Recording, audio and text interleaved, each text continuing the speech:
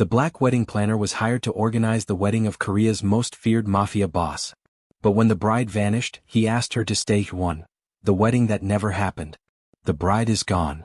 The words barely rose above a whisper, yet they silenced an entire ballroom.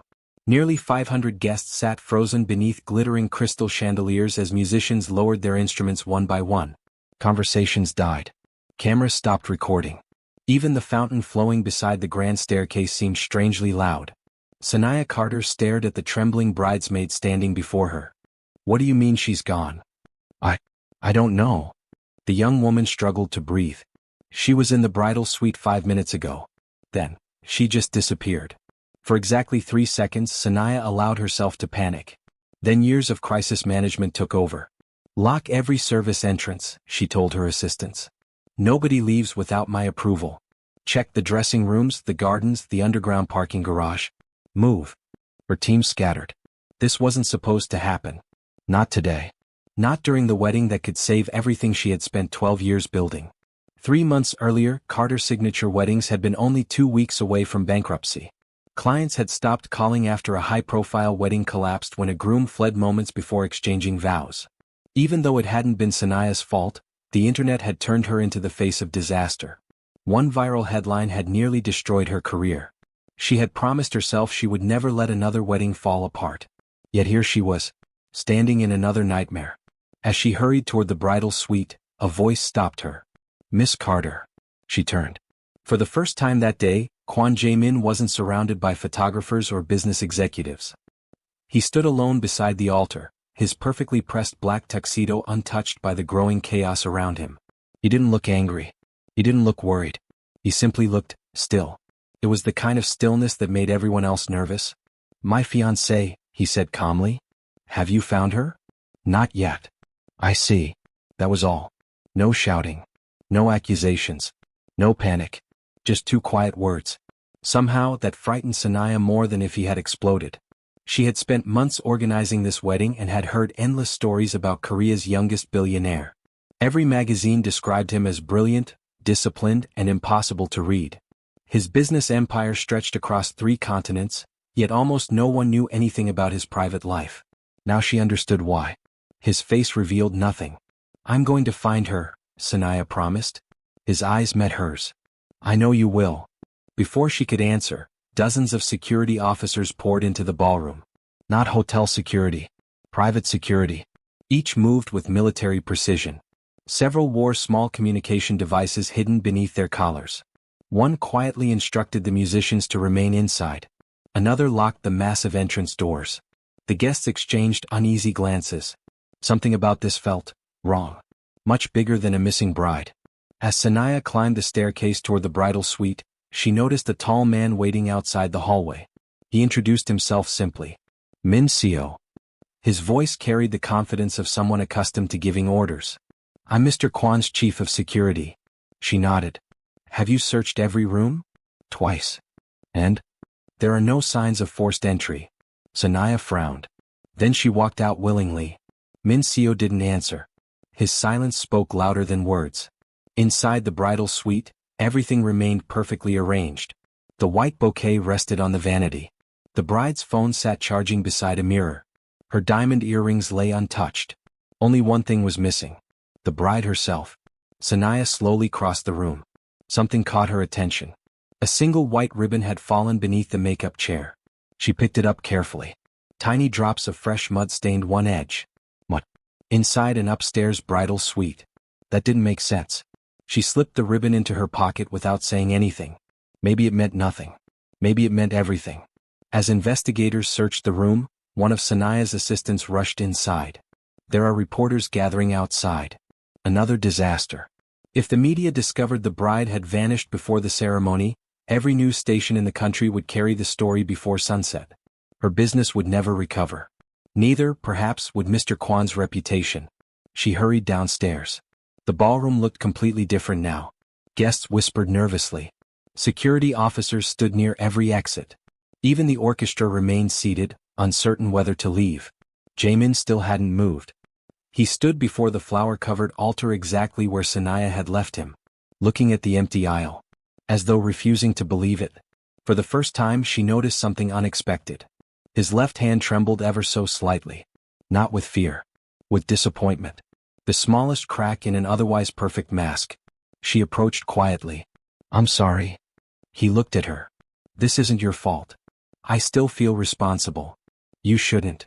Before either could continue, a sharply dressed man entered the ballroom flashing a police badge. Detective Daniel Brooks. His voice echoed across the silent room. "We've received a report concerning a possible disappearance." Several guests gasped. The word disappearance changed everything. This was no longer a delayed wedding. It had become a criminal investigation. Detective Brooks looked directly at Jae-min. "When was the last time anyone saw your fiancé alive?" The question hung heavily in the air. Every eye turned toward the groom. Jae-min answered without hesitation. 22 minutes ago." The detective studied him carefully. "You seem remarkably calm." "I've learned panic rarely solves problems." Brooks wasn't convinced. Neither, Saniyah realized, was anyone else. Then something unexpected happened. One of the security officers hurried toward Min Seo and whispered into his ear. Min Seo's expression changed instantly. He crossed the ballroom and leaned toward Jae-min. Only 4 quiet words escaped his lips. "We found her letter." Jae-min closed his eyes. Only for a heartbeat. When he opened them again they looked colder than before. He folded the note without letting anyone else read it. Then he walked toward Saniyah. Every guest watched in complete silence. He stopped only inches away. His next words changed the course of both their lives. "Miss Carter." He glanced toward the detectives. Then toward the reporters gathering outside the glass entrance.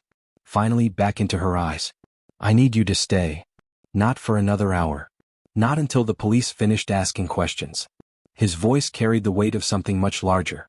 "I believe," he said quietly, "this wedding was never the real target." The ballroom emptied in less than 10 minutes. Not because anyone wanted to leave. Because they were escorted out.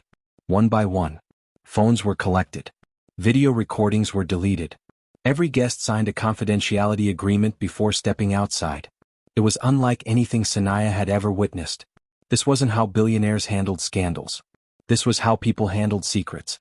She stood near the grand staircase watching the last limousine disappear through the estate gates when Detective Daniel Brooks approached. "You've organized weddings for wealthy people before?" "A few." "Ever seen security like this?" She hesitated. "No." Brooks slipped a business card into her hand. "If you remember anything strange, call me."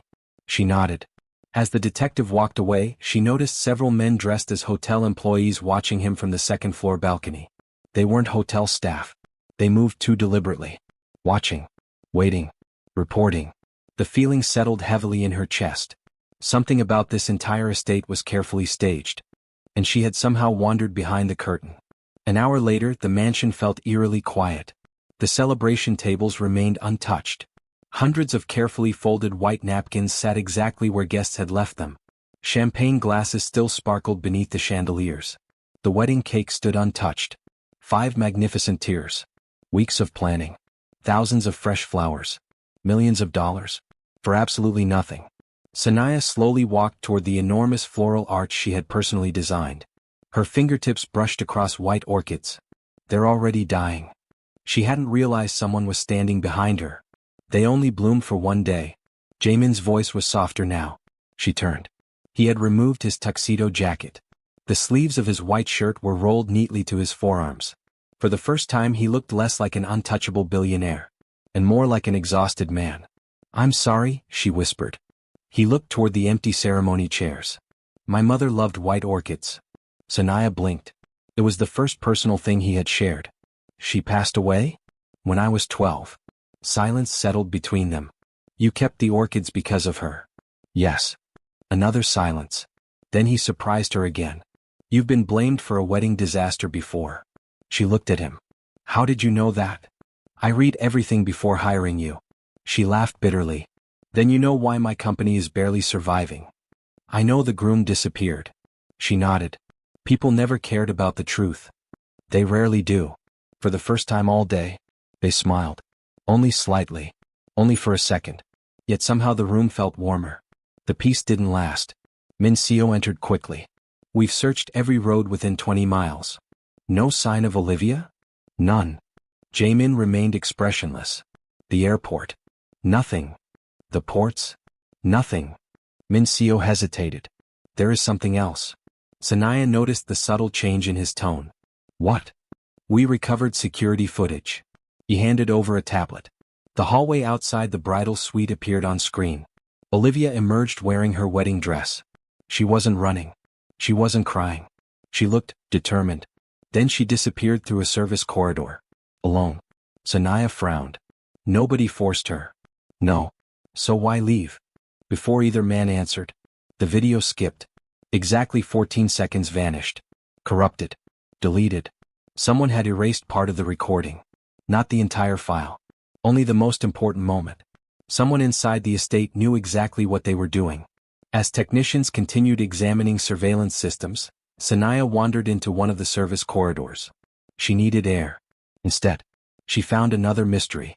Two men stood near an open storage room. Neither wore hotel uniforms. Dark suits. Earpieces. Short hair. Military posture. One spoke quietly in Korean. The other answered. Although Saniyah couldn't understand the language, she recognized one word. Chairman.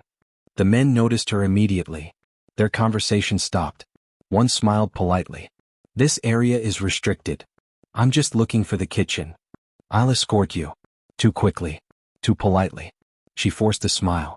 No need. She turned around. But before leaving, she noticed something impossible. One man's jacket shifted slightly. Beneath it, a handgun. Not concealed particularly well. Definitely real. Wedding security didn't carry pistols. Whatever was happening here, it wasn't ordinary protection. That evening, Detective Brooks returned unexpectedly. I need another word with Mr. Kwon. Min Seo stepped forward. Our attorneys will arrange a meeting tomorrow. It wasn't a request. It wasn't an option. The two men locked eyes. The atmosphere instantly changed. Brooks looked past him. Mr. Kwon. Jae-min appeared from the library. Calm as ever. Detective. I've confirmed Olivia's passport remains in the country. I see. I've also discovered she emptied her personal bank account yesterday. Saniyah froze. She planned this. Brooks continued. So either she ran away. His voice hardened. Or someone wanted us to think she did. The detective stepped closer. I'm going to ask one last time. What? Who are you really? The room became perfectly silent. Even Min Seo stopped breathing. Jae-min looked at the detective for several long seconds. Then, he smiled. Not warmly. Not proudly. Almost sadly. I own investment firms. Brooks nodded slowly. No. He placed a thick folder onto the coffee table. I think you own something much bigger. The folder accidentally opened. Several photographs spilled across the polished wood. Saniyah couldn't stop herself from looking. One photo showed Jae-min standing beside politicians. Another beside foreign diplomats. Another beside men carrying assault rifles. Then she saw the newspaper clipping. The headline stole the air from her lungs. The invisible king of the Kwon syndicate remains unidentified. Underneath the article, a photograph. Slightly blurred, but unmistakable. It was him. Kwon Jae-min. Not merely Korea's youngest billionaire. The man feared across Asia. The leader of one of the world's most powerful mafia organizations. Her heartbeat echoed in her ears. Everything suddenly made sense. The military-grade security. The locked exits. The secrecy. The fear. She slowly looked up. Jae-min wasn't watching the detective. He was watching her. Waiting. Waiting for fear. Waiting for judgment. Waiting for her to run. Instead, Saniyah quietly closed the folder. She took one slow breath. Then asked the only question that mattered. Is finding Olivia still your first priority? For the first time that day, the mask slipped. Only for a heartbeat. Yes. Then, she said calmly, that's what we should focus on. Even Min Seo looked stunned. Detective Brooks stared at her in disbelief. Jae-min said nothing. But something changed in his eyes. For the first time in years, someone had learned the truth about him. And chosen to stay. Just then, every light inside the mansion went out. Darkness swallowed the room. A sharp crack shattered the silence. Glass exploded across the floor. Someone screamed. Min Seo tackled Jae-min to the ground. Another shot rang out. A sniper. The hunt had begun. The first bullet shattered the ballroom's towering glass windows. The second buried itself deep into the marble wall where Kwon Jae-min had been standing only a heartbeat earlier. Crystal chandeliers swayed violently overhead as guests who hadn't yet left screamed and dove behind overturned tables. "Sniper!" someone yelled. Min Seo was already moving. "Lights! Kill every light!" The estate disappeared into darkness. Only the emergency lights along the floor remained, bathing the ballroom in a dim crimson glow. Saniyah's heart pounded so hard she could hear it. She felt someone grab her wrist. It was Jae-min. "Stay close." His voice remained remarkably calm. Another shot thundered through the broken windows. The bullet tore through one of the enormous flower arrangements she had spent hours perfecting. White orchids exploded across the floor like scattered snow. Within seconds, armed security poured into the ballroom. Unlike before, they weren't pretending to be ordinary guards. Assault rifles, body armor, military formations. They moved with frightening discipline. This wasn't private security. It was an army. Min Seo spoke rapidly into his radio. "North rooftop." Pause. "Negative. South ridge." Another pause. Then his expression darkened. "They're gone." The sniper had fired only twice. Not to kill. To send a message. Someone wanted Jae-min to know they could reach him anywhere. Half an hour later, the estate had become a fortress. Roadblocks surrounded every entrance. Black SUVs arrived every few minutes carrying men whose faces showed years of violence and loyalty. Saniyah sat alone in the estate's enormous library, trying to steady her breathing.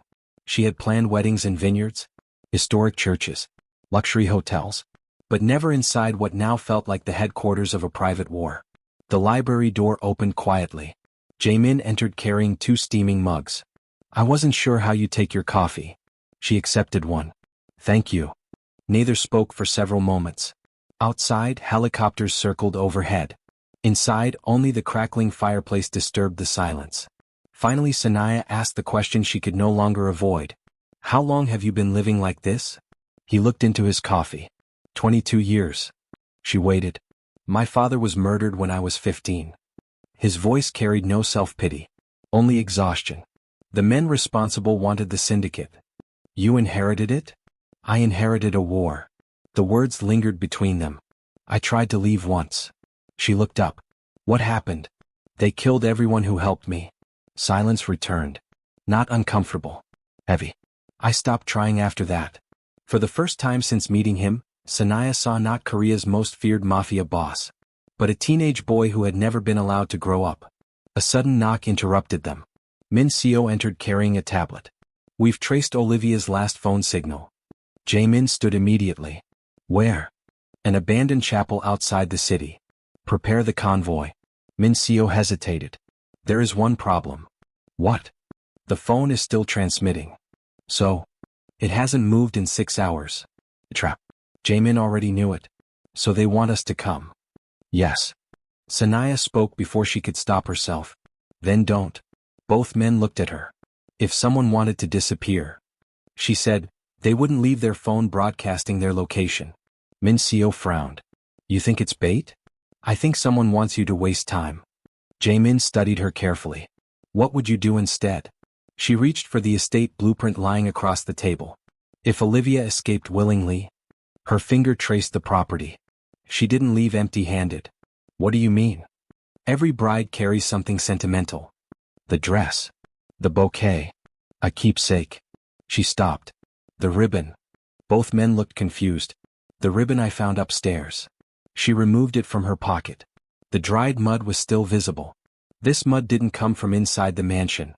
Min Seo examined it closely. "Our gardens use white gravel." "Exactly." She pointed toward a wooded area behind the estate. "But this color?" She looked at Jae-min. "Matches forest soil." Min Seo's eyes widened. "The old greenhouse." Jae-min immediately understood. "It's the only place on the property with exposed earth." Minutes later they were racing across the estate. The abandoned greenhouse had been empty for years. Broken glass covered the ground. Wild vines wrapped around rusted iron beams. Moonlight filtered through shattered panels overhead. Min Seo's men searched every corner. Nothing. Saniyah wasn't convinced. She slowly walked deeper inside. Something felt wrong. Then she noticed it. One flower pot looked cleaner than the others. She knelt, lifted it. Beneath it lay a small waterproof envelope. Inside, a flash drive. And a handwritten note. Only 5 words. Don't trust Han Daisuke. Jaemin's expression hardened instantly. No. For the first time. Real fear crossed his face. Who's Han? Saniyah asked quietly. My second in command. The man you trust most? He didn't answer. He didn't have to. Back at the estate, technicians loaded the flash drive. The video that appeared had clearly been recorded in secret. Olivia filled the screen. Still wearing her wedding dress. Her makeup was smeared from crying. If you're watching this. She looked over her shoulder before continuing. It means I didn't make it back. Saniyah held her breath. I wasn't kidnapped. Jae-min closed his eyes. I ran. The room fell silent. I discovered someone inside the syndicate is planning a coup. Olivia swallowed hard. It's Han. Min Seo clenched his fists. He has already bribed half the organization. The video continued. He wanted me to marry Jae-min because it would make him predictable. She wiped away tears. After the wedding, they planned to assassinate him. Saniyah looked at Jae-min. He showed no emotion, but his coffee cup had cracked in his hand. A thin line of blood rolled across his fingers. Olivia continued. I couldn't let him walk into that. So I disappeared first. She leaned closer to the camera. If Han learns I'm alive, he'll kill anyone helping me. The video ended. Nobody spoke. Finally, Saniyah whispered, so she's trying to save you. Yes. Then she's still alive. Min Seo looked at her. What makes you think that? Because if Han had found her. She glanced toward the blank screen. This video would never have reached us. For the first time in hours, hope entered the room. It lasted less than 10 seconds. One of Min Seo's radios crackled violently. Emergency. What happened? A terrified voice answered. We've lost contact with Team 3. Another voice cut in. Han Dae-sik has disappeared. The room went completely still. Then came the words no one wanted to hear. And the radio filled with static. Miss Carter is no longer inside the estate. Saniyah slowly looked around. The library doors were wide open. Someone had been watching them all along. Saniyah wasn't inside the estate. She wasn't outside it either. She woke to darkness. A dull ache pulsed through the back of her head as she struggled to focus. The air smelled of damp concrete and machine oil. Somewhere nearby, water dripped steadily onto the floor. She tried to move. Her wrists were tied behind a metal chair. Her ankles were bound. The last thing she remembered was leaving the library to answer what she thought was a call from one of her assistants. Someone had whispered her name. Then, a cloth pressed over her face. Everything went black. A steel door creaked open. Footsteps echoed across the room. Han Dae-sik stepped into the light. He looked nothing like the ruthless traitor Olivia had described. He wore a perfectly tailored navy suit. Silver streaked his hair. His expression carried the calm confidence of a respected executive rather than a criminal. He smiled. I'm sorry about the ropes. Saniyah glared at him. I wish I could say the same. He chuckled softly. Jae-min was right. About what? You're much braver than most people. She refused to answer. Han pulled another chair across from her and sat down. You know what the saddest part of this story is? No. I genuinely wanted that wedding to happen. She frowned. I spent years convincing Jae-min that marriage would make him human again. His smile disappeared. But instead, he became weak. You call wanting peace weak? I call it dangerous. Han leaned forward. The moment a king starts dreaming about an ordinary life, his enemies smell blood. Saniyah looked him straight in the eye. So you destroyed his happiness. I protected the empire. No. She shook her head slowly. You protected yourself. For the first time, Han's smile vanished completely. Back at the estate, Jae-min stared at the empty security monitor. Every camera had been reviewed. Every vehicle searched. Every employee questioned. Nothing. Saniyah had disappeared without leaving a trace. Min Seo approached carefully. We've identified the security officer who escorted Miss Carter from the library. Where is he? Dead. Jae-min didn't react. He was shot less than 10 minutes after she disappeared. Silence. The cameras? Looped? The gates? Bypassed using executive authorization. Another silence. There was only one person who could authorize it. Han. Jae-min slowly removed the wedding band he had never gotten the chance to wear. He placed it on the table. I trusted him. He raised you. That doesn't excuse betrayal. Min Seo hesitated. There is another problem. What? Han has called a meeting. Jae-min looked up. With whom? Every regional commander. He already understood. Han wasn't hiding anymore. He was declaring war. An hour later, inside an abandoned shipping warehouse overlooking the harbor, dozens of senior syndicate leaders gathered around a massive steel table. Some had served Jae-min's father. Others had joined after his death. Every one of them waited silently. Han stood at the head of the room. Our chairman has lost sight of who we are. No one interrupted. He believes peace is possible. Still, silence. He believes love is more important than survival. Several men exchanged uncertain glances. Han continued. And because of that, he has become a liability. The warehouse doors opened. Every head turned. Jae-min walked inside alone. No bodyguards. No weapons. Just him. Han smiled. I wondered if you'd come.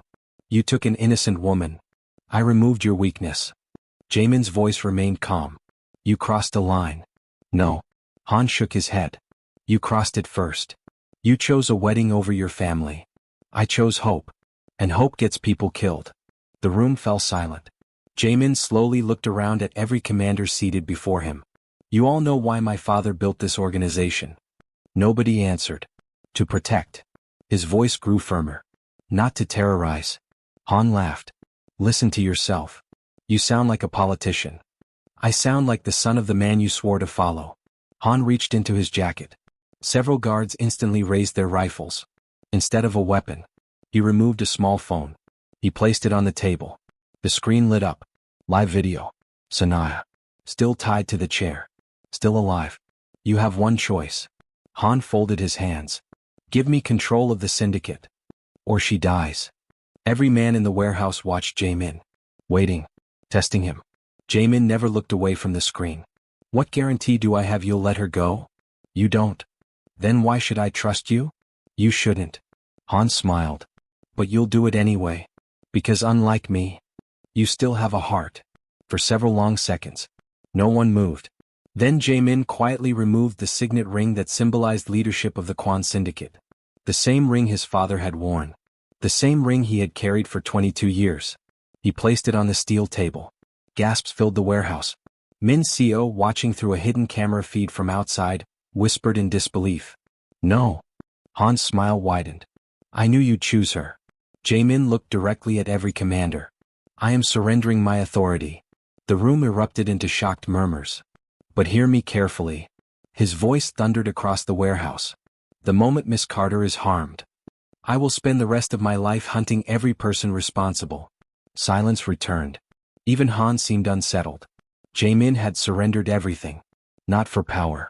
Not for revenge. For one woman. Across town, Saniyah heard approaching footsteps. The steel door swung open again. This time, it wasn't Han. It was Olivia. Alive. Bruised. But alive. She rushed toward Saniyah and began cutting the ropes with a small knife. I'm so sorry. What are you doing here? I escaped again. Saniyah blinked. Again? Olivia nodded quickly. I stole Han's backup files. She held up a small memory card. This proves he arranged everything. The missing money. The assassinations. The coup. Everything. Before Saniyah could answer, gunfire erupted outside. Olivia's face turned pale. They found me. The warehouse echoed with automatic weapons. Car tires screamed across concrete. Then came a voice Saniyah recognized instantly. Calm. Powerful. Certain. Kwon Jae-min. He wasn't surrendering anymore. He had come for her. Gunfire echoed across the abandoned warehouse. Concrete splintered as bullets tore into rusted steel beams. Dust filled the air, mixing with the sharp smell of burning gunpowder. Olivia grabbed Saniyah's hand. This way. The two women ran through a narrow corridor lined with shipping containers. Behind them, voices shouted in Korean. Closer. Closer. Then everything went quiet. Too quiet. Olivia suddenly stopped. No. She looked down the corridor. Han Dae-sik stood waiting. He held a pistol loosely at his side. So predictable, he said with a disappointed smile. You always choose the dramatic escape. Olivia stepped in front of Saniyah. You'll have to shoot me first. I already planned to. Han slowly raised the pistol.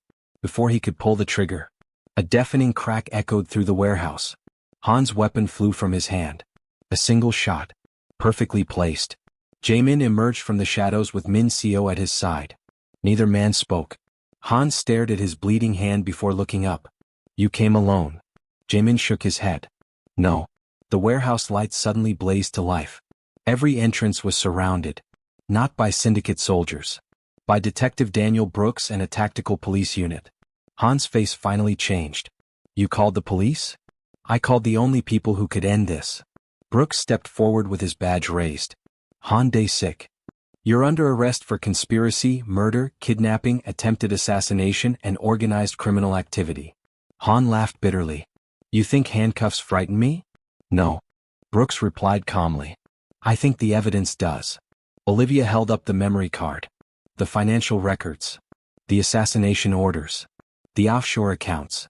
The recordings of every meeting. Han looked at her with disbelief. You copied everything? I spent months pretending to trust you. She smiled sadly. You underestimated the bride. For the first time in decades, Han realized he had already lost.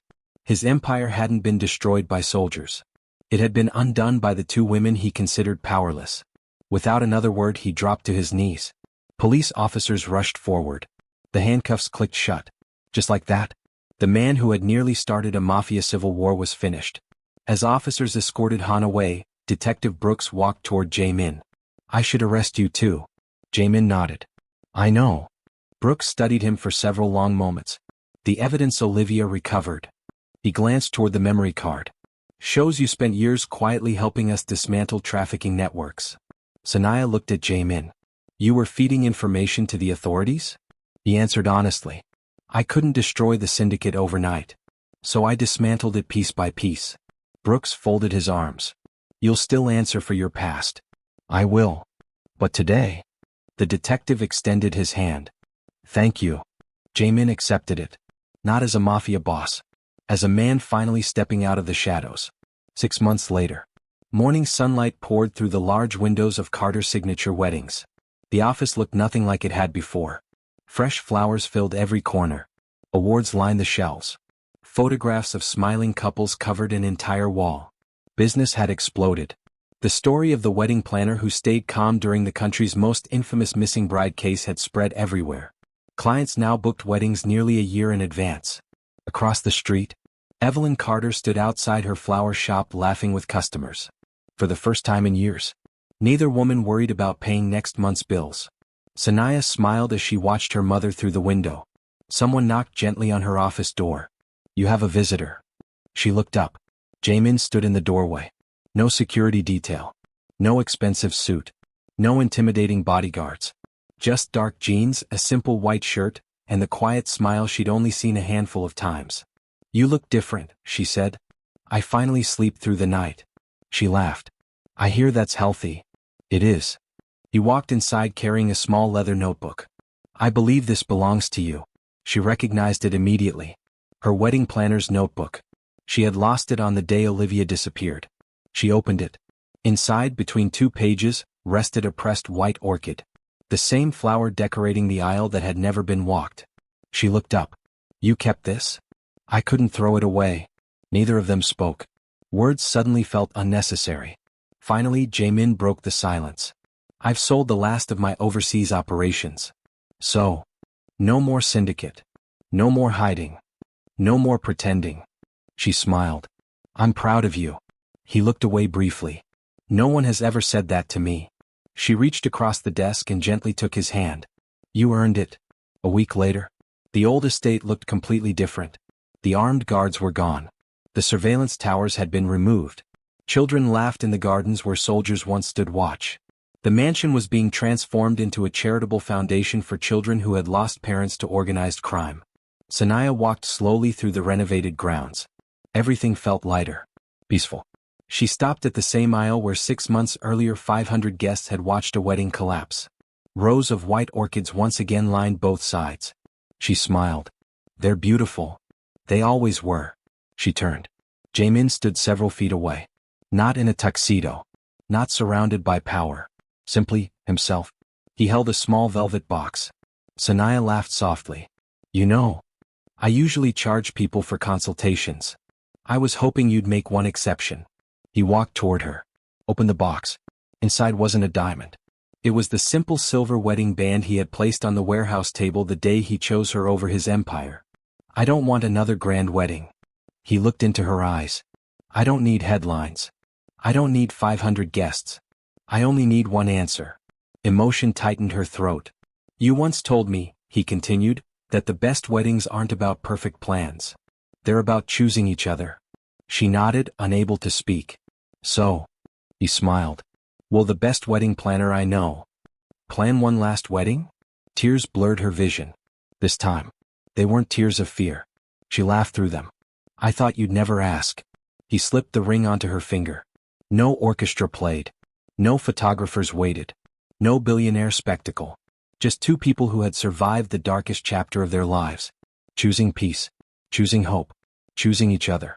As they walked together down the same aisle where everything had once fallen apart, Saniyah looked at the white orchids swaying gently in the afternoon breeze. Months earlier they had symbolized a wedding that never happened. Now, they marked the beginning of the life neither of them had believed was possible. And perhaps that was the greatest love story of all. What did this story teach you about judging people by their reputation instead of their character? Share your thoughts in the comments and subscribe for more unforgettable stories of love, courage, and redemption.